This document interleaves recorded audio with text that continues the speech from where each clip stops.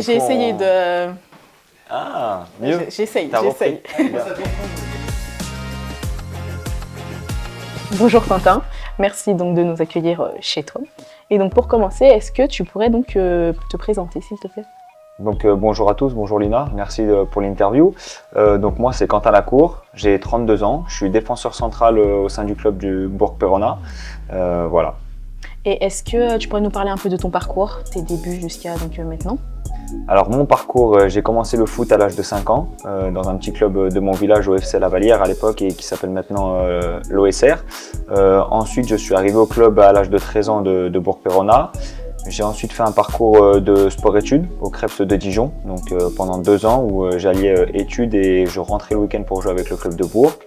J'ai ensuite signé à la JOCR, au centre de formation, où j'ai passé 3 ans, avant de revenir à Bourg-Perona, puisque le club de Auxerre ne m'a pas permis de signer mon contrat professionnel. Donc je suis revenu à Bourg et c'est à cette époque-là que j'ai pu signer mon premier contrat pro avec la montée en Ligue 2 avec le club. J'ai ensuite un peu voyagé en Corse, à Bastia, une saison en national. Je suis passé aussi par Villefranche-sur-Saône durant 2 saisons, avant de ratterrir à Bourg, de repartir pour une expérience d'1 an à Louan-Cuiseaux, avant de finir ici à Bourg actuellement. Et donc on voit que tu es souvent revenu donc à Bourg-en-Bresse, donc pourquoi tu as voulu rester ici? Bourg, c'est un club qui me tient à cœur, premièrement, puisque j'ai débuté ici, j'ai grandi ici, j'ai eu la chance de lancer ma carrière de football ici, malgré les échecs que j'ai pu avoir dans le passé, donc je reste sur une bonne image du club. J'ai un passé fort avec ce club-là, c'est le club de mes débuts et le club de mon cœur, donc pourquoi pas allier football, passion avec son club. Donc voilà, c'est un club qui mérite une reconnaissance aussi et qui m'a permis d'être professionnel. Pourquoi ici? Parce que je me sens bien également ici et j'ai eu l'opportunité de revenir ici, donc à chaque fois que j'ai pu le faire, c'était normal pour moi de revenir ici. Et donc ça fait maintenant quelques années que tu es capitaine de ton équipe, donc quel a été ton ressenti de savoir que tu es capitaine? Alors capitaine, c'est un poste qui ne change pas grand chose pour moi. Je reste fidèle à mes valeurs, à mes principes aussi. Mon poste de défenseur central permet de parler beaucoup, de communiquer, de voir tout le jeu. Donc voilà, ça me permet de guider au mieux mon équipe et mes partenaires. Le capitaine ne va pas me changer, c'est pas quelque chose qui va me changer ou qui va me faire prendre la grosse tête ou non. Voilà, c'est quelque chose qui me tient à cœur aussi parce que je suis d'ici, c'est une reconnaissance aussi, mais c'est pas quelque chose qui va me changer comme je te l'ai dit. Voilà, j'ai un rôle et je dois être irréprochable sur le terrain, que je sois capitaine ou non. Et d'après toi, qu'est-ce qui fait donc un bon capitaine? Tout le monde peut être amené à être capitaine. Après, comme je t'ai dit, c'est l'image que tu renvoies, que ce soit sur et en dehors du terrain. L'engagement que tu portes aussi et le fait d'être bienveillant aussi avec tes coéquipiers. Donc j'essaie d'allier ça au maximum. C'est pas forcément un rôle forcément évident non plus parce que voilà, je suis assez réservé aussi dans la vie en général, mais sur le terrain, je suis une autre personne qui aime beaucoup communiquer et comme je te dis, qui aide l'équipe et mes coéquipiers à se sentir au mieux. Mais tout le monde peut être amené à être capitaine. Après, c'est vraiment la détermination, la compétition qui fait que tu as ce rôle-là aussi.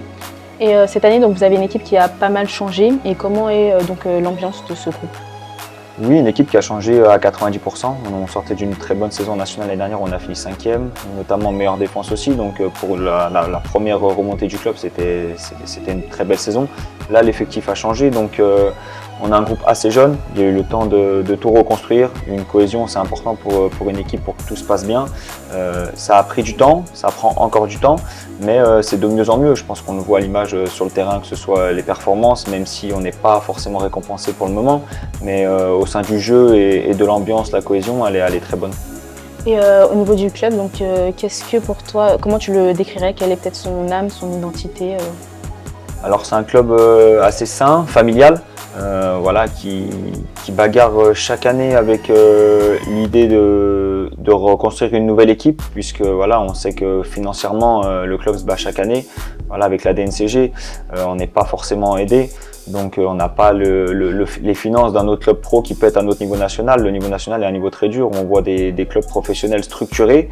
Nous on l'a été aussi dans le passé avec la montée en Ligue 2, mais chaque année c'est compliqué pour nous de rivaliser avec des clubs où le budget est énorme.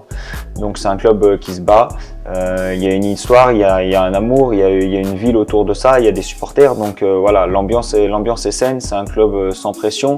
La pression on l'a sur le terrain forcément parce qu'on veut rendre à ce club la possibilité de jouer en national. Les dirigeants font tout chaque année pour qu'on puisse se maintenir financièrement. À nous de le faire sportivement sur le terrain.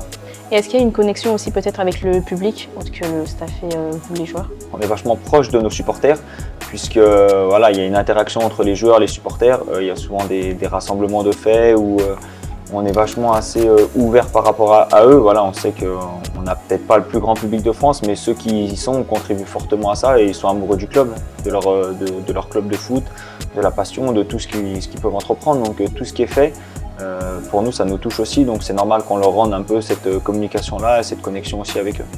Et sur le plan un peu plus personnel, comment tu décrirais donc ton style de jeu? Mon style de jeu, donc je suis défenseur central. Comme je te l'ai dit, je vois le jeu face à moi, donc je suis amené à communiquer beaucoup, ça m'aide beaucoup. Mon style de jeu, j'ai un style de jeu vachement dans l'anticipation, dans le beau jeu, on va dire, tout ce qui est relance propre avec le ballon. Donc techniquement, j'essaie d'être appliqué au maximum, d'être concentré aussi. Voilà, je suis pas un foudre de vitesse, donc on va dire que je compense par l'anticipation, mon sens du placement, mon intelligence aussi de jeu. Et comme je t'ai dit, j'ai une qualité technique aussi qui est forte, donc j'essaie de me baser là-dessus, tout en essayant de bosser mes points faibles aussi. Et donc quels sont principalement tes points faibles? Mes points faibles, on va dire que je suis pas un foudre de vitesse, ça depuis mon plus jeune âge, même si j'ai essayé de le bosser. Donc c'est pour ça que j'essaie de compenser avec autre chose, que ce soit les duels à mon poste, c'est très important puisque tu es un attaquant, tu es défenseur, tu dois le manger. Et après, comme je t'ai dit, tout ce qui est relance et la communication, l'anticipation, la concentration, c'est des choses qui m'aident beaucoup justement pour compenser de ça. Et est-ce qu'il y a un joueur qui t'aurait peut-être influencé aussi dans ta manière de jouer, d'évoluer? Je regarde beaucoup les joueurs à mon poste, donc les défenseurs. J'aimais bien Maldini à l'époque, j'ai pu voir des vidéos de lui. Chiellini aussi, qui sont des défenseurs un peu comme moi, qui ont les mêmes qualités et peut-être aussi les mêmes défauts certainement. Et après, un peu plus dans les temps modernes, j'aime bien Marquinhos, le joueur du PSG aussi, que je prends beaucoup comme exemple. Et autant en dehors, enfin plutôt en dehors du terrain, quelles sont les valeurs que tu as envie de transmettre? En dehors du terrain, je suis quelqu'un d'assez ouvert, même si je reste assez timide et froid, mais je suis quelqu'un avec qui on peut communiquer, donc par rapport à ça, j'ai aucun souci là-dessus. Je veux être le footballeur, mais aussi la personne sur qui on peut parler, on peut écouter. Je suis très respectueux. Et voilà, je pense avoir un bon état d'esprit aussi en dehors du terrain. Donc c'est lié aussi à ma carrière, à mon style de jeu et à mon tempérament sur le terrain. Je n'ai pas deux visages, que je sois sur le terrain ou en dehors. Et est-ce qu'il y aurait des moments clés dans ton parcours qui t'auraient marqué, voire forgé aussi? Bien sûr, j'ai eu mes échecs, forcément. Quand je te dis la JOCR, quand j'y ai passé 3 ans, c'est une structure professionnelle. C'est un rêve de devenir professionnel quand j'étais jeune et de ne pas pouvoir le réaliser tout de suite. Forcément, voilà, on va dire que ça m'a servi. Donc ça m'a marqué par la suite et je pense que mentalement, j'ai appris beaucoup de choses. Même aujourd'hui, quand j'y repense et pour des événements qui arrivent aussi encore à l'heure actuelle, ça me sert beaucoup. Après, j'ai eu la montée avec Bourg en Ligue 2, comme je te l'ai dit, qui m'a permis de signer mon premier contrat pro-professionnel et vraiment de lancer ma carrière. Parce qu'au départ, c'était assez éphémère et je ne savais pas trop ce qui allait se passer pour moi. Et après, tu as toujours ces montées.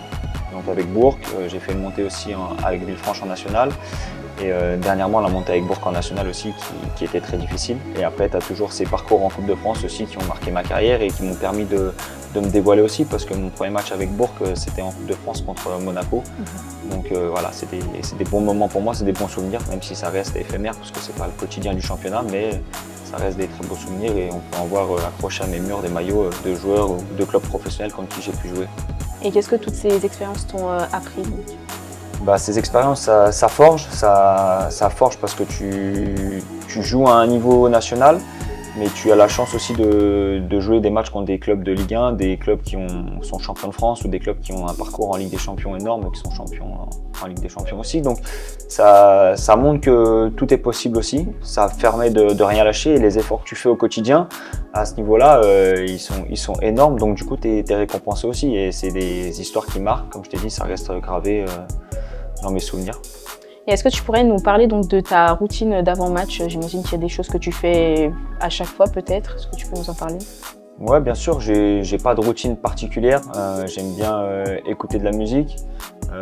m'activer aussi musculairement. On a la chance d'avoir des kinés à chaque match, donc voilà, de se prééchauffer articulairement et d'être prêt physiquement pour attaquer l'échauffement. J'aime bien donner un coup de fil aussi à mes parents et souvent à mon père une fois que j'arrive sur le terrain pour parler de tout, de rien, et lui aussi il me motive à chaque fois un petit peu pour le match qu'il va regarder à la télé ou qu'il va regarder au stade. Donc voilà, c'est des petits moments importants, c'est anodin, mais voilà, ça compte pour moi, j'ai toujours fait comme ça me va très bien. Et si on parle un peu donc de l'avenir, quels sont tes objectifs à court ou long terme aussi? Bon, mes objectifs ils sont liés aussi à l'aspect collectif au club. Forcément, l'objectif à court terme, ce sera de se maintenir en national.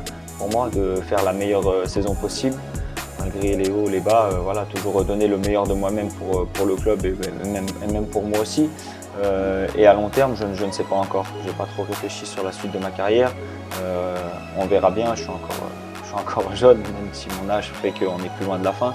Mais je ne me prends pas la tête, je vis au jour le jour, je profite de chaque instant que le foot me permet de vivre. Et pour finir, si tu aurais un conseil à donner à un joueur qui aimerait bien avoir un parcours similaire à la tienne, qu'est-ce que ce serait? Conseil à donner, je dirais de jamais lâcher. Voilà, le mental est hyper important à ce niveau-là, donc de bien être prêt, de ne jamais lâcher, même si on a des échecs. Pour moi, mes échecs m'ont servi à rebondir à chaque fois, et aujourd'hui, j'y repense aussi pour me rebooster quand j'ai un coup de mou et me montrer que tout est possible. Après, d'écouter les coachs, voilà, de ne pas se prendre la tête, de bien travailler et de prendre les conseils, d'écouter au maximum les coachs ou ses parents également. Ok, et est-ce que tu aurais quelque chose d'autre à rajouter en plus de ça? Non. Et parfait, merci beaucoup en tout cas pour ton temps. Merci à toi. Non.